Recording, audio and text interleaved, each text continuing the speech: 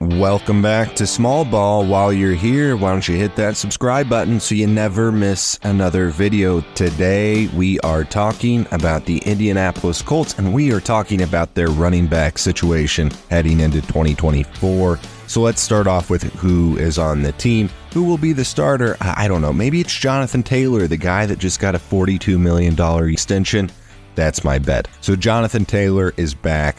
Last year at this time, there was a genuine question: who will be the running back for the Indianapolis Colts? That is no longer a question. Jonathan Taylor's locked up. He's your starter. Now, beyond that, what do?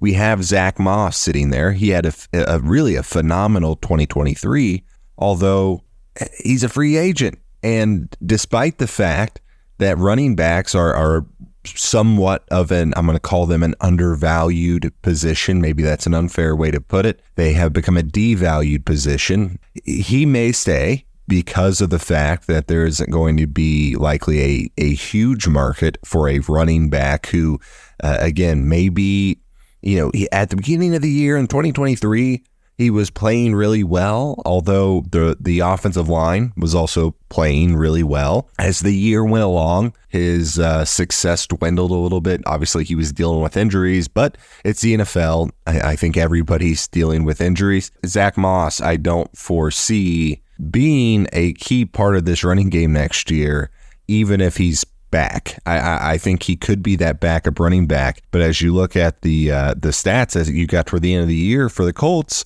he wasn't doing all that well. He really wasn't. Jonathan Taylor was emerging. He was kind of starting to knock off the rust, and Zack Moss was kind of going the other direction. Obviously, Zack Moss came to Indianapolis not to be any hero that he kind of ended up being last year. He was traded with, I think, a 6th-round pick for Nyheim Hines from the Buffalo Bills because, Moss kind of had an underwhelming couple years in Buffalo, got him to Indy, sit in that backup role. Jonathan Taylor holds out. Jonathan Taylor gets injured. All of a sudden, Zack Moss gets a lot more playing time.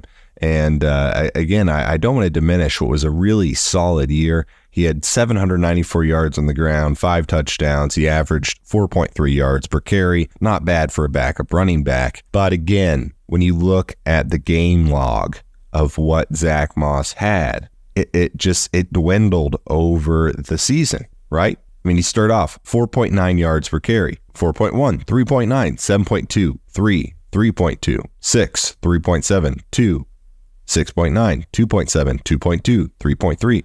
So his effectiveness per carry just went down. And along with that, his yards in those games went down, right? You had games where he would carry the ball 20 times and get 50 yards. Now, is that all his fault? No. That comes down to offensive line. You had Braden Smith in and out much of the year. Quentin Nelson had a so-so 23 campaign. So we're looking at this position and you say, okay, we got Jonathan Taylor locked up. Zack Moss is out there. I think he will hit the free agent market, and I don't foresee him coming back because I think there will be a team out there that sees that he can be a formidable running back in the NFL. He's not going to be Jonathan Taylor, but to use a Colts guy, he could be a Marlon Mack. That might be the vein that he's in, and that's probably enough to get a little attention. But again, that running back position so devalued, but the Colts have their I'm going to call him their franchise running back in Jonathan Taylor. Jonathan Taylor is going to go in a long list of running backs in Colts history. Edgerrin James, Marshall Faulk, Eric Dickerson, that had successful careers. When it comes to the end of his career, I think he's going to be known as a Colt even after this extension if he goes somewhere else. Then beyond that, that's when the real question marks start. But when you're dealing with third-string running backs, I think it's okay to have some question marks. Trevor Sermon, a guy that Steichen knew from Philadelphia, came over, had some good moments, right? But again, good moments for a third-string running back. The guy probably is not going to be a dynamic player for the Colts offense, but it is possible he sticks around, and if Moss leaves, maybe he steps into that second role. And then you also have Tyler Goodson, which I think everybody knows from that unfortunate drop, mediocre throw from I mean, who do you blame? It goes both ways. But from Gardner Minshew to end the season on that 4th down play against the Texans, Tyler Goodson probably is not going to get a lot of love from the fans next year if he is a major part of this offense. Although fandom and the NFL and fandom in general is a little fickle, so perhaps people will forget he makes a couple big plays. But again, sitting right now, I think at the end of the year, he was the 4th-string running back. And that really was the question with the play, which was, hey, with your season on the line, why do you put the ball or attempt to put the ball in the hands of your 4th-string running back? It's a question. I think it's a fair question. You've got Shane Steichen, rookie head coach. I think that's one that's going to live with him for a while and be a learning curve. In the big moments where you need one play, do you rely on the play call? Good play call. He's wide open. Or do you rely on the guy? Do you say, in this moment, the play call is important, but what's more important is we put it in the hands of one of our guys. And I don't think Tyler Goodson is one of the Indianapolis Colts guys. Not an insult, just a fact. Beyond Tyler Goodson, another guy that I thought was interesting going into last year was the rookie running back Evan Hall. He got hurt very early in the season, although from the little time he did play decent for being a rookie running back with somewhat low expectations. You will have a different offense. You have an RPO style offense coming back with Anthony Richardson, and he's the key. He's the key for these running backs. He's going to open up the defense. When you have a threat of a 6'4", 245 quarterback that runs a 4.4, running all over the field, it's going to spread them out. It's another player they have to worry about on every single play.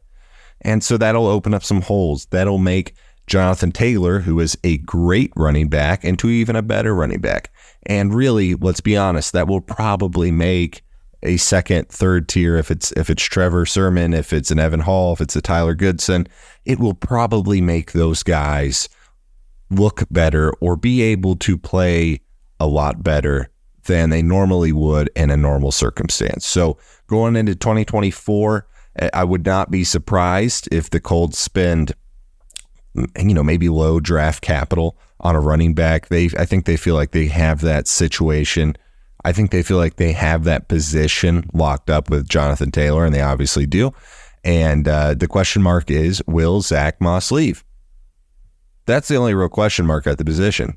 I think they'll get a 6th, 7th round running back, throw him in the 3rd string, 4th string range, however it shakes out. You can always use those guys on special teams.